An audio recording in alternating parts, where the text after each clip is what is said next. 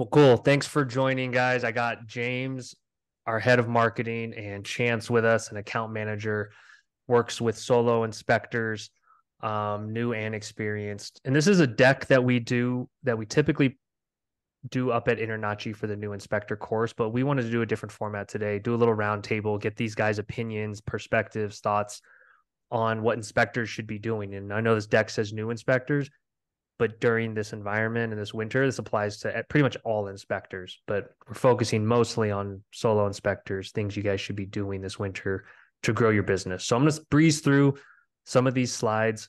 But thanks for joining, guys. Love this. Thanks. All right. So some of this is informed by the podcast. I'll say also some of this is informed by each of you two talking to customers, living, breathing the industry, reading forum posts, things like that. So let's talk about this. Let's talk about how scary this number is. What's your guys' take on this, especially in an environment like this? Like, I worry that this number has to go higher if it's not already. Go ahead, Chance. Yeah, we're seeing just a lot of turnover with the market going down, and then guys just not knowing how to squeeze a little bit of extra juice out of the fruit. But that's kind of why we invested in my role as an account manager. Is now you have a business consultant who can roll up their sleeves, get in to know you, get in to know how you want to run your business, and figure out where that extra juice is to make this number drop down to 50, drop down to 40. So that's the goal, and that's what we're shooting for. Yeah, that's what this whole deck is made for, right, James? Like, oh, for sure. And I think that's the thing, right? Is this is a scary number to look at for new inspectors, but I think it's also important to recognize that all people starting small businesses, right? Like the success rate isn't incredibly high, no matter what industry you're going into. So don't get too scared about this number being about inspectors. It's hard to start a business, and I think one of the challenges a lot of people have is the business side of the thing that they're doing, right? With home inspection, be the best home inspector in the world, but if you don't know how to do the business stuff, your chances of survival are pretty low. So making sure that having that balance is incredibly important. Yeah, and we're all probably biased in saying that if you're watching this and even associated with Spectora, I believe your chances are higher because you're probably networking with a different tier of inspectors. You have better tools, better software, and you're actually investing in your business. So call me biased, but it doesn't mean we're wrong either. So yeah, the stat sucks to hear, right? So not enough inspections, right? It's simple. Like I think a lot of inspectors will spend time on their templates, but maybe not so much on the stuff in this deck. So this is one thing we talk about a lot, guys, right? Here at Spectora is like even veteran inspectors are now competing and they're sharpening their tools. And so if someone's been around 20 years and their inspection volume gets cut in half, they're going to go out and market. And so as a new inspector or solo inspector within your first couple of years, you're probably facing increased competition, right? Absolutely. So you guys are all looking for the agents that are actually selling homes. No surprise there, right? And so there's good news. Let's talk about. We reference a lot of case studies, and a lot of these are inspectors that I remember when they were in their first year, like have shook hands with them, talked to them, had a beer with them at conferences, and now they have a solid enough business to withstand these times. And the goal is for us to kind of give you guys some of the tactics and tips and pointers to get there because they were all at one point brand new. Yeah, so we're giving you these actionable tips. Can you guys talk a little, either one of you, of like your experience with inspectors and shifting the mindset? Because some inspectors roll their eyes when they hear the word mindset and they're like, oh, it's fluffy stuff. Like I inspect homes, but business first, we can't say this enough in this industry. Like what are your guys' thoughts on that? Yeah, I mean, James kind of said it earlier, like we know you guys are training to be the best home inspector. We know that you guys are going to provide an exceptional service to your clients, but how do you get the clients? Like that's the mind shift. How do you cut your overhead costs? That's where Spectora comes in with some of our tools. And how do you make the software work for you so you're not working extra hours? So it's just these little sudden shifts, and they take days, weeks, months, but things compound. And at the end of the first year, you will be a business owner and not just a home inspector. Love that. Yeah. I mean, I think if you take the time to watch through the podcast that Kevin's been doing for a long time now, you will see some very savvy business people that I don't think started maybe as just savvy business people, but they have been focused on being good at the business stuff as well. They're seeking advice from other inspectors, trying to figure out how to automate their business, how to make things work. So yeah, the business part is so important. And yeah, if you don't love the idea of shifting your mindset, I think of it as just putting a ton of new tools on your tool belt. There's a lot of stuff to learn. That's okay. That's part of the kind of the fun part of starting a business, right? Is there's a ton of things to learn, but make sure that you're putting effort on both sides, not just being a great inspector, but being a great business person. Love it. Love it. So we're talking about nurturing agent relationships. And I think at conferences and talks we've done over the years, it's not get business or get inspections. That's so clinical and dry. And so a lot of times, like we purposely put these words in here because it literally is nurturing a relationship. And so getting those first 5, 10, 15 agents or maintaining them in some cases is everything this winter. Like, I think it's going to be really tough out there for those that aren't thinking about those referrals from agents. And so to me, the more good relationships you're nurturing, the more inspections you're going to get, and you're going to get through the winter.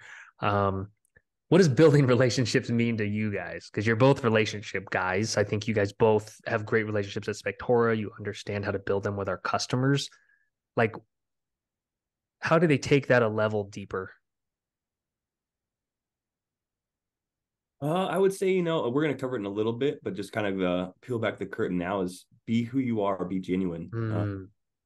I am different than Kevin. I am different than James. We all have different connection points to different folks in our lives. So if we can find those, if we can nurture those are real. Those are real relationships. Those aren't fake. Those aren't cosmetic. Yeah, I love that. And I think the only thing I would add is, relationships take work, right? You can't just like become friends with somebody at a networking event and then never call them again and just consider that they're your best friend, right? I think putting some intentional effort behind keeping those relationships going is just incredibly important. So it's kind of like, you gotta make first contact, but then you got to keep talking. Yeah. You're marrying these folks. Yeah.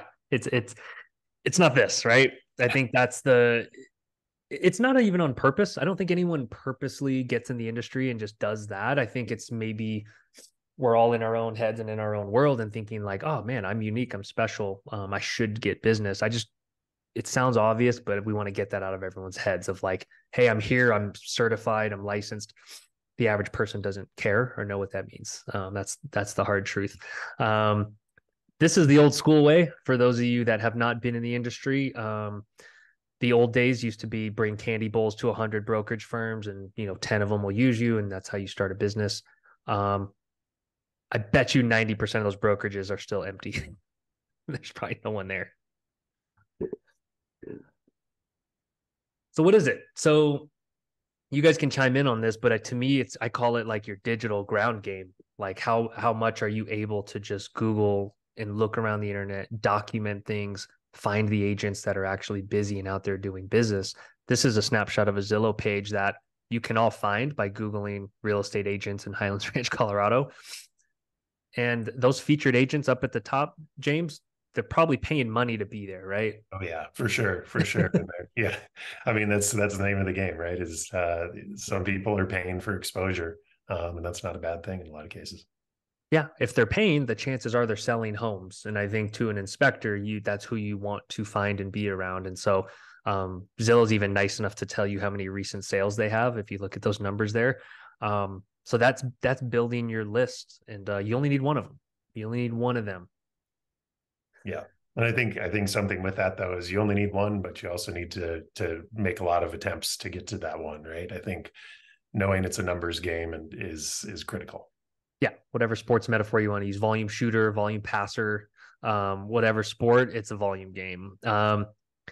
Let's break down this email because this is something, we just, it's kind of a approach at Spectora that we push in terms of adding value to them, not just, hey, I'm Chance, I'm around, can I get some business? So Chance, can you talk a little, just like riff with me on like a value add email versus like, hey, I'm an inspector, can I have a job? Yeah, no, exactly. It's a symbiotic relationship. Scratch your back, I scratch mine. Um, Everyone's gonna say, I'm gonna provide 5-star service. I'm gonna provide a full home inspection. You're all saying the same thing. So find what's unique to you. Again, I'm gonna go back to being genuine. Find what makes you shine, what makes you a star compared to somebody else. Um, and that can be the services you offer. That can be the times of day you're available.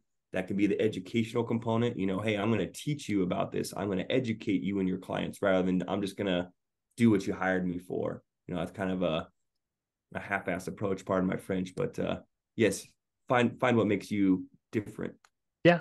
It's like marketing principles, right, James? Of like, what are you showing them ahead of any expectation that they'll give you business? And I kind of wrote this saying, almost disarming them by saying, you have your main inspector. Great. I get that. That's fine. I want to be your second. I want to be your backup. And then offering up some value in terms of time savings here. So that's one approach.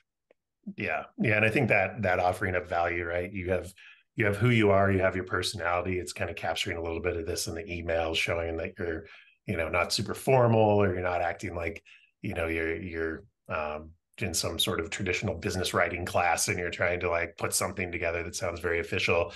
It's relaxed, it's laid back. It makes it seem like, somebody you actually want to work with. But then also it's saying like, I do something different with my inspections. There's something to learn from me, and I'd love to teach it to you. And I think offering things up for free, being able to give people the opportunity to learn from you, that's a really good step in just building up your credibility.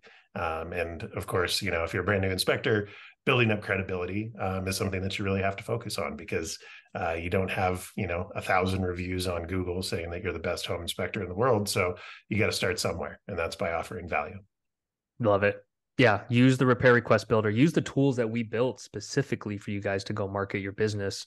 And you can see there we quantified a time savings to an agent. So if an agent even is scanning that and says like, "Oh, I'd want to save 30 minutes," or "I like video," and then text. Don't be afraid to use text. So we won't harp on this too much. So this one's underrated, I think, because as you navigate day-to-day life, everyone knows at least 5 realtors. That's just still, even though there's been a flush out, we get that. But I think at the soccer game, at your kids' events, whatever, networking events, you just got to tell everyone. And it's hard when you're probably new and insecure. We get that. But I think not being shy about it, I've heard that get more jobs than you would think. That's our made up acronym, always be relationshiping. So again, we talked about wherever you go, it's a conversation topic, right? Because we live in America and everyone always asks, what do you do? That's the first question. So there's some good opportunities there, but build real personal connections. You guys mentioned authenticity. I inspectors are a cool bunch, right? You guys have each talked to inspectors. You're like, dude, you're a cool guy. Yeah. Grab a beer with you anytime. But that's them being themselves to us. I think when they over formalize, do you guys agree that can almost not serve their best? That could not be good for them because agents don't get to know them. Yeah. I mean, my personal home buying experience, my home inspector was funny. He broke the tension because we're investing $400,000 in a home and I don't have $400,000 right now. So I'm nervous. I am stressed to the level 10. He took all that away just by being friendly and making jokes and connecting. So same thing with agents, and if it's a new agent, they're probably stressed in the same level too. Like, hey, I got to make this, I don't want this deal killed. So connect with them and kind of, be their best friend, be your chum. Cause these are, home inspectors. They're the blue collar sweethearts. We love them all. Great point. Great point.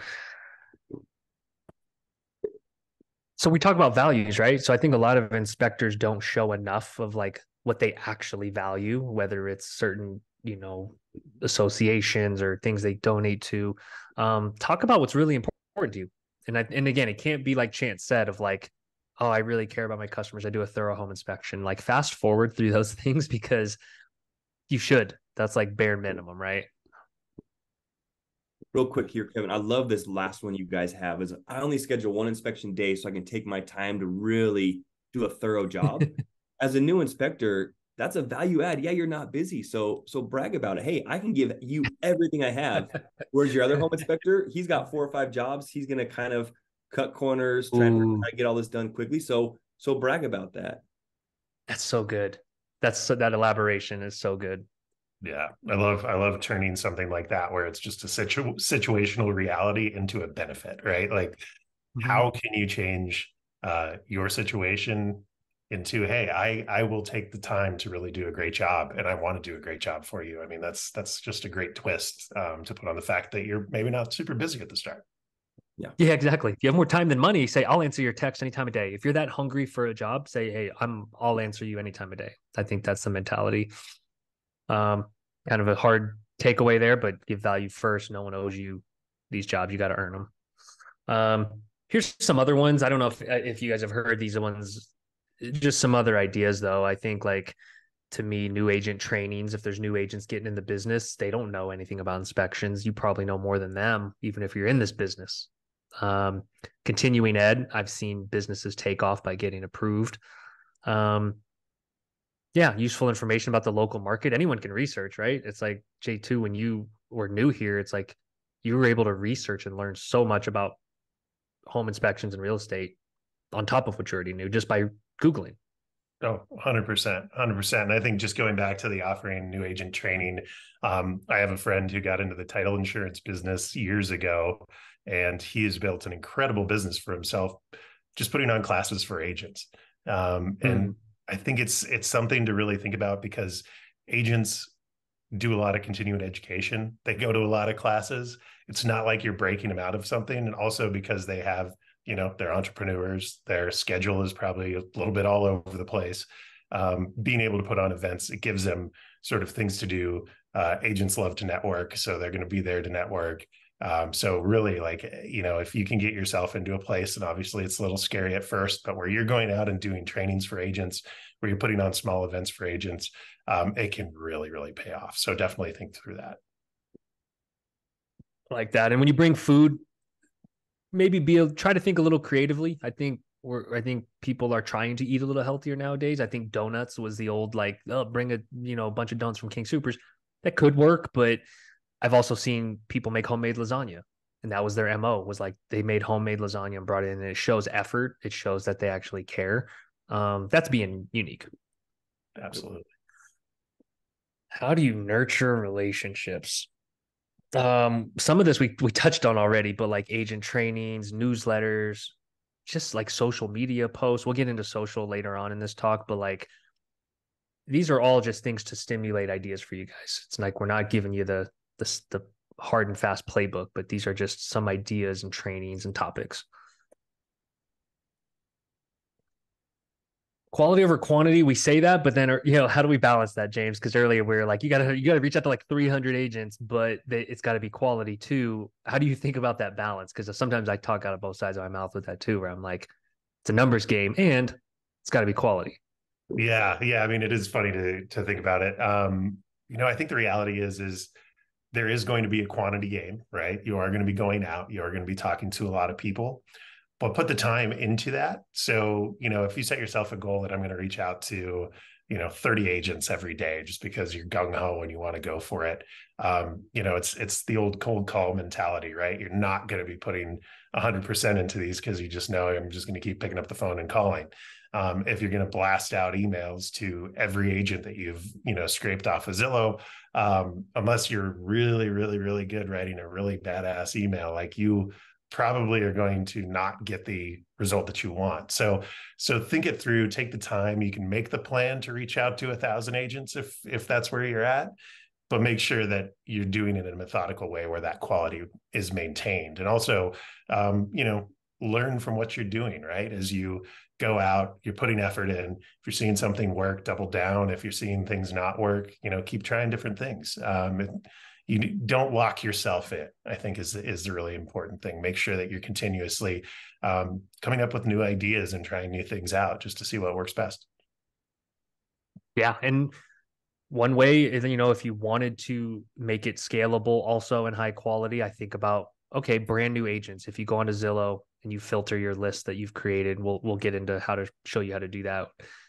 maybe you send a blast to all those new agents, and that can be sometimes more generic. But if you're talking to a rainmaker that does 30 deals a month, you don't want to send them a standard kind of blast email. You want to personalize it, go to their website, learn about them on social, and make it a very thoughtful email, because you only get one shot at that rainmaker, right? You don't want to just throw them into a list. Totally. Let's talk about social media to reinforce real life. This is a huge topic. We could probably do a whole nother hour on this, guys. But like, as much as we can try to connect it to real life, is kind of my goal usually for inspectors, is not thinking of it as this like, oh shit, I hate social media, I don't want to do that, I'm not good at it. I'm trying to think of it as like, it's like legit relationship building in the new age, right? So we'll get into social more. Do you guys have thoughts on using social just at a high level? Yeah, I mean, I think that authenticity, I mean, it says it on the slide, but authenticity around your social media is great. I think the other one, and I know, some of our inspectors have said this to us, is, nobody, even if you don't like social media, you got to do social media, which I think is just like, it may not be fun for you to do it. You may not love what social media is, but as a business, it's one of the games you got to play. You got to be in there, but that doesn't mean you have to not be yourself, right? You don't have to start doing TikTok dances just because you think everybody loves a good TikTok dance. Not at all, right? You need to be you. And also, people like to hear the story of you and the story of you building your business. So really think about that too. You don't have to, pretend like you're the busiest person in the world right out of the gate. Tell them how you're going through training, you're learning, you're experiencing these inspections that you start doing at the beginning, or if you're going with a mentor, what are you seeing, what are you learning, what's surprising. People really like that kind of stuff because it helps them relate to your journey versus just relating to your business persona that you're making up. That's well said. That's really well said. All right. Well, we're only going to go through 2 sections here, so we're gonna break this up into like a series. We're going to probably end up having like 5 parts to this series because these are such important topics, right? Like mindset and differentiators. So let me just pause here. Like, James, we talk a lot about differentiators in marketing, right? Like, Very important. yeah. Like, can you give me kind of how you think about UVPs? What is a UVP? What is a differentiator? Like, how you think of it in terms of inspectors at a high level? Yeah, I mean, for an inspector, I think there's the element of part of it is you, right? Who are you? What's your story? What are you bringing to the table? Um, a lot of inspectors don't just come out of the womb and become inspectors, right? You have people that are working all sorts of different jobs. Maybe you're a contractor, maybe you're in real estate, maybe you're working on a production line for an auto manufacturer. All of those stories are there. So being able to tell the story and connect that to why you're doing what you do, I think is one piece of that. I think it's also, the tools that you're bringing to the job is a part of that, and that doesn't mean to go out and buy one of those super cool remote control cars that drives under people's houses, because I want one, but that's not so much the thing when you're starting, right? What you need to be doing is making sure that your reports are great and you're explaining things properly, and all of those pieces I think can all help build towards a differentiator. But figure out your story, figure out how you tell that, and I think that's a good starting point for what you do. That's such a good call. And like, Chance has probably heard many stories, as have I, from the pod. It's like everyone has an interesting backstory that gets into this industry pretty much. Like, even if it's not the traditional route, we'll call construction, home building, things like that. There's communication majors, there's teachers. I mean, there's some interesting backstories. So I think like I like digging into their story as a differentiator. Yeah, what sets you apart? We joked about this earlier, but it's like, yeah, clients and agents are like, yeah, you better do a thorough, you better have a good software. Like, these are all bare minimums now. We do this in jest, but seriously though, like, not a ton of people actually know what ASHI or INRACHI or your state licensing. You got to post that stuff. You got to have your badges, but like, it should not be your differentiator, because it's not. What really sets you apart. So, do any of these jump out to you, Chance, that you have actually heard or worked with inspectors on, or like ones were you, even as a customer perspective, that you're like, oh yeah, that's pretty badass. That's cool. Um, you know, in a technology world, like James said, we all want thermal scans. We want these drones. I've seen drones come up a lot. So if you guys are considering, if you have one, throw it in there. That's a growing trend I'm seeing on a daily basis. But yeah, do the small things. Do this newsletter. That's pretty cheap. It's pretty free. Do the branded lawn chairs. We do the thing, make them koozies, give them koozies. You never know when someone's at a friend's house at a barbecue and they see a home inspector koozie, go, did this guy do your home inspection? Boom, Right. business. So it's these little small creative ways. And like, yeah, I would say those two are two of my favorite ones. I love it. And it's simple, right? It's not, we're not asking them to shatter the earth here. It's like, these are little things, little brand impressions that can make a difference. So we'll link to an article we have where I think we have like another 50 ideas like this, and we'll keep adding to that. Yeah, James, any of these jump out to you for, like, with your marketing hat on? I'm curious. It's funny, like looking at this, I think one that's kind of sticking out is just there's the bringing branded lawn chairs, which is cool. But I think just like bringing snacks and water, right? That's just unexpected. Whose home inspector is going to walk up and just be like, hey, we're going to be, if the potential buyer is going to be there, they're not going to expect you to be like, hey, here's some water, like here's something to eat. This is going to take a while. Like we're going to be going Yeah. around the house. So I'll explain everything. And I think in a later section of this, we'll talk about sort of having a really good driveway speech to give somebody. But if you're adding a little benefit, a little snack, a little water, whatever it may be, I mean, all those things are just anything that's unexpected. Somebody's mind is going to remember that, right? So what can you do that's unexpected in a positive way that's going to make them, tell a friend about it? Yeah, exactly. That's to me like story worthy. It was like, oh yeah, guy brought me an apple. Like, who does that? Like, that was awesome. Um, cool. So yeah, I mean, this is super important to think about differentiators and highlighting your differences. Maybe we do a whole nother session on that alone, just to help them think through that. Let's see. We got time to go through number 3. Yeah. Let's go through it. Communication. So I have a story around this. My last house, I had a home inspector who, every time I asked him, he pointed something out, pointed out furnace. And I said, okay, like what would you recommend? Like, what are we looking at here? And he just stubbornly repeated the same party line. He sounded like a politician when he was just like, I recommend you contact a qualified furnace contractor and get an estimate. And he like almost mocked me because he like would say that 3, 4, 5 times per section of the house. And I started getting pissed off. So I ended up being like, that was the worst inspection I've ever seen or heard of, because he just parroted and repeated the same party line, and it just annoyed me. Like, that just goes to show, like, the rest of the report could have been great. Everything else could have been amazing, but his communication skills were so robotic that I was like, why am I paying you again? Um, so again, he may have been a great technical inspector, but the soft skills of even noticing that I was getting frustrated, even he didn't even catch on to that and explain maybe even why he just has to be that way. So you guys are both amazing communicators. Chance, you mentioned your inspector was pretty empathetic, right? It was pretty aware. Like, what was some of that communication like? He could see when, he would point something out and on his report, he had circled it as a defect, and he could see us talking like, oh no, do we need to fix this? And he'd be like, hey, listen, contractor recommended, professional, blah, blah, but it's $30 at Home Depot. Yeah. I'll shoot you a YouTube on how to do it yourself. So it's like, he puts things into perspective and context. So it's like, we didn't freak out, although he did need to do his job and make us aware of the issue. He put it into a context that we could understand and say, hey, it's not the end of the world. Agents love that too. Like, yeah. that we coach inspectors all the time, like, lead with that sometimes, to say, hey, I'm not an alarmist. I'm not gonna, a hairline crack on the foundation does not mean the home's gonna fall through the ground. Like, those happen. Like, those are acceptable. I love what Chance said earlier too on that is you're probably, as a home inspector, hopefully the least scared person walking into this situation. That's true. You're the one with maybe the least skin in the game in that, there's True. so much, if you've bought a home, there's so much emotion that goes with that.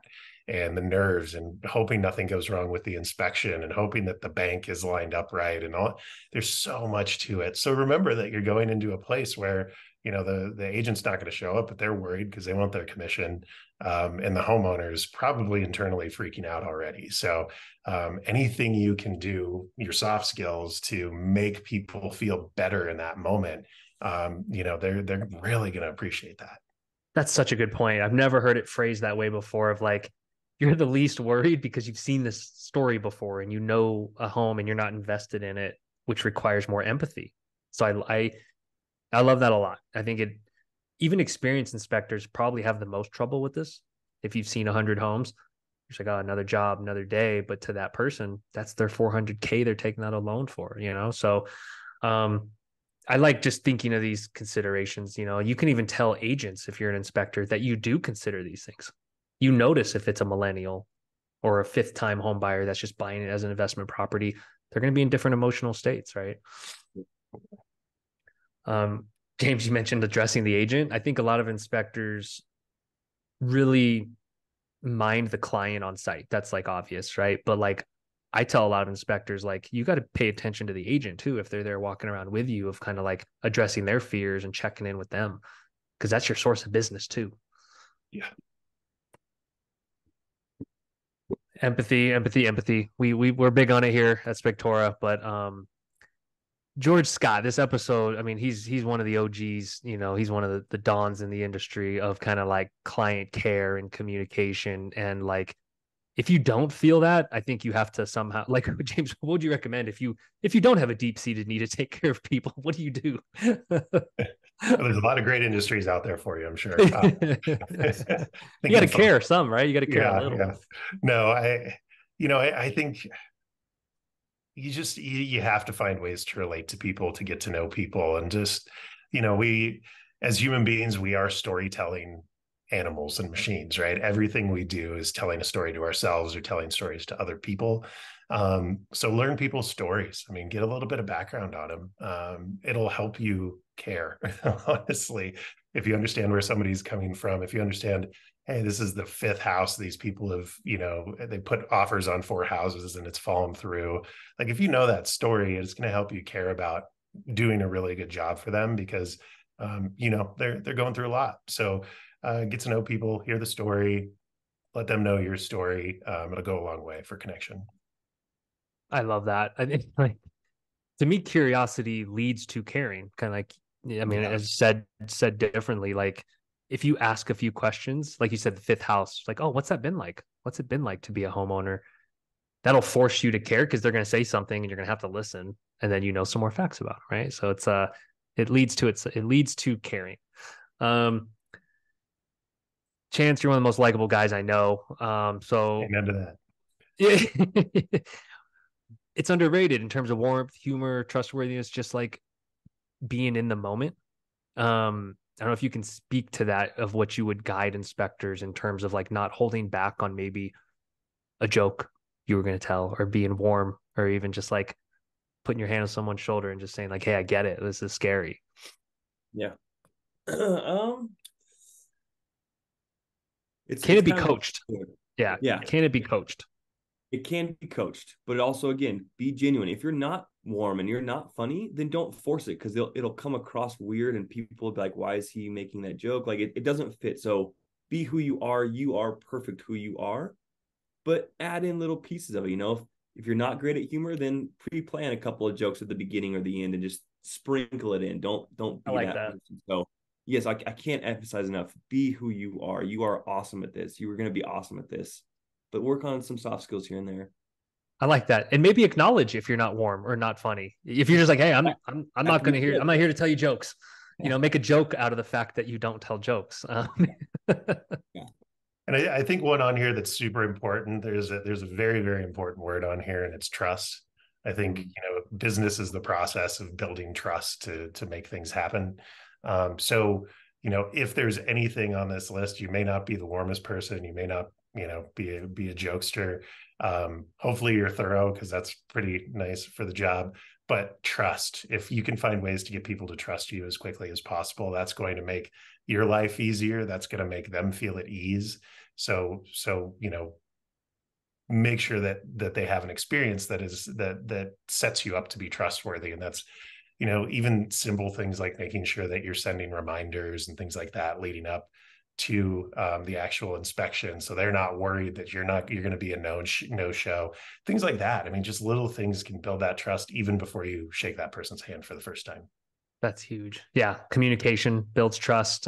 Going back to James, what you said on a previous slide of like telling your story, sometimes it's weird, or it's like ironic that sometimes building trust can happen through being vulnerable and telling them something about you. Like if you spilled your coffee on your jeans that morning, like that's authenticity, that's vulnerability, that's saying like, it's been a morning, but I'm focused, I'm here with you now. Like that, little things like that humanize, and that builds trust. We actually have an inspector that purposely spills coffee on his pants every morning. Purposeful vulnerability. Yeah, structured vulnerability. We'll brand that.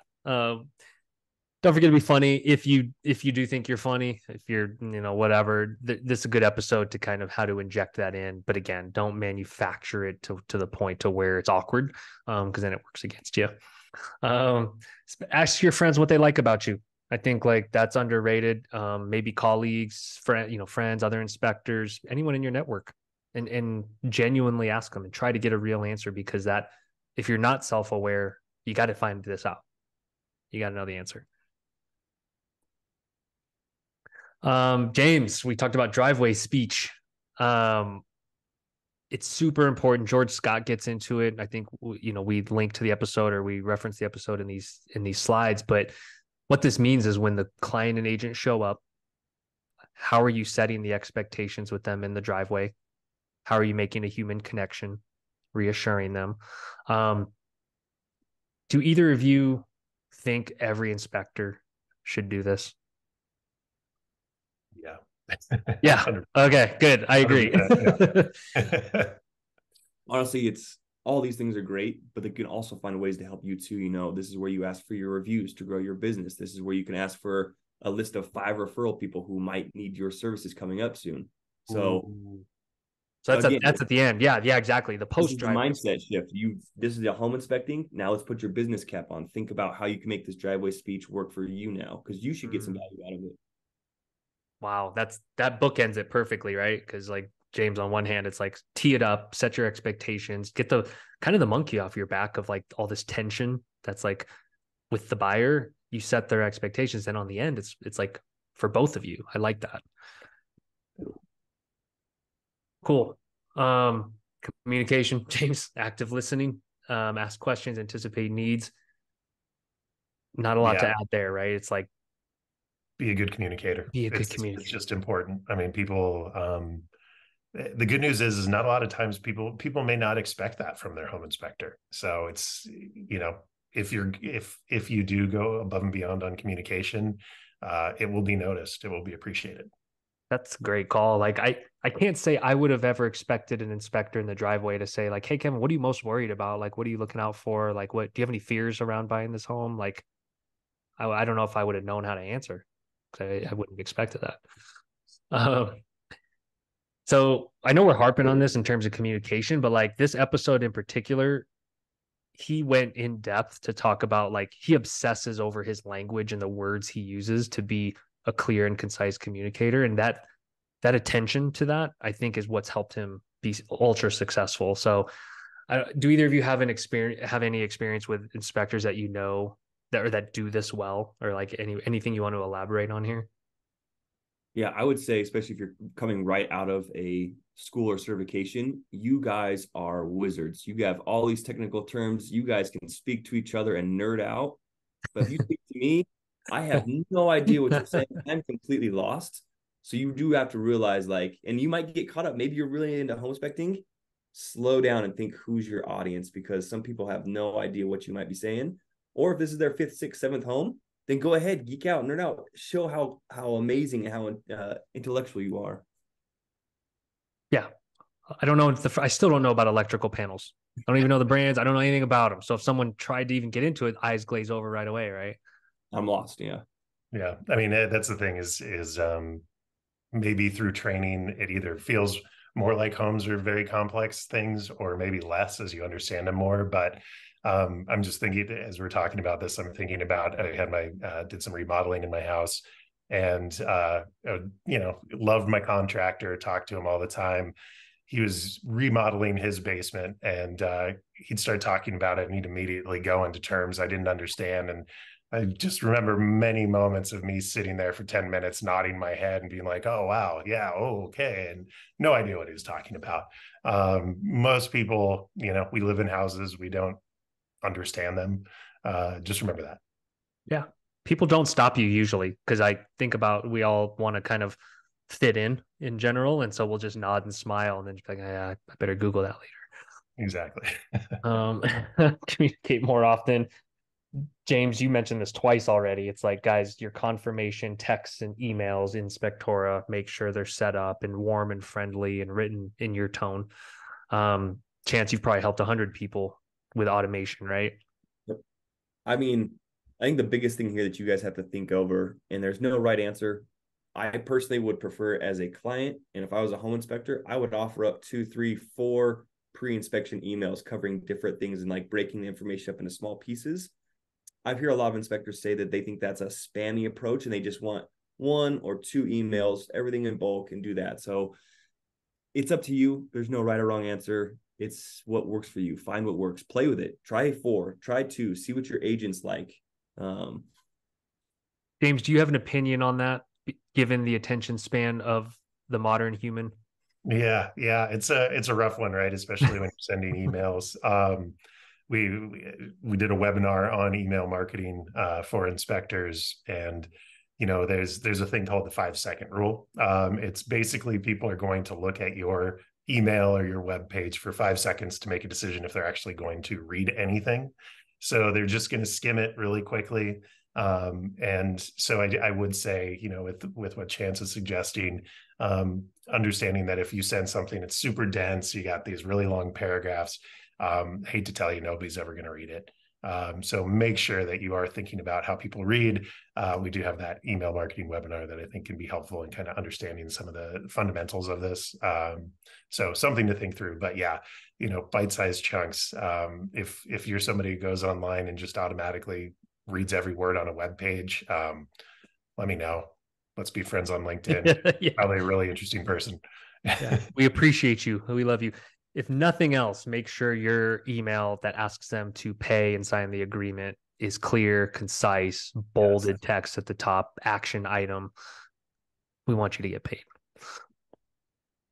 High quality, branded, professional, error free. Another good episode that talks about communication skills, customer service. All right, another summary page there. We'll get into number 4 next time, guys. Guys, thank you. This was awesome. Seriously, this will be a 3-part series now, basically. But hopefully this was helpful to everyone. If you guys have questions, definitely put them in the comments. Let us know.